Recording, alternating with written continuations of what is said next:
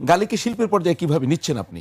গালিকে আসলে এখন দেখেন ইস্যু হইলো মানে আপনি এইখানে যেটা ফ্যাক্ট রাজপথের একটা প্রোগ্রাম এখন আমরা একটা স্টুডিওতে বসে দেখতেছি, দেখেন প্রত্যেকটা জিনিসের একটা বিউটি আছে।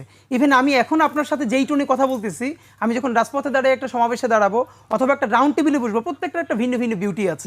হাসিনা গুলি করে মানুষের চক্ষু প্রেয়ে ফেলতেছে, সেইটারে সরানো যায় না। আমাদের বাচ্চারা ঠিক যেই শব্দে নাইমা হাসিনারে নামাইছে, এগুলোর আমরা গালি বলি না, এটারে আমরা বলি যে মুক্তির মহাকাব্য। সুতরাং যারা এইগুলোর গালি হিসেবে ফ্রেমিং করতে চায়, মানে একটা জঘন্যতম হত্যাকারী, সেই হত্যাকারীর আপনি রবীন্দ্রসঙ্গীত গাইয়ে নামাইবেন, পারলে তো 15 বছরই পারতেন।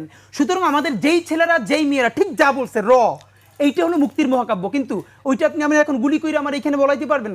এইটা আমি রাস্তার স্লোগান রাস্তায় বলবো, রাউন্ড টেবিলের কথা ইংলিশ মিলিয়ে একটু ভাব নিয়ে বলবো, এইখানে খুবই একটা সুশীল আলাপ দিব। প্রত্যেকটা জায়গার একটা বিউটি আছে। আপনি এখন আমার গুলি করাইলে তো রাজু ভাস্কর্যের স্লোগান এখানে দেখাইতে পারবেন না, নাম্বার 1।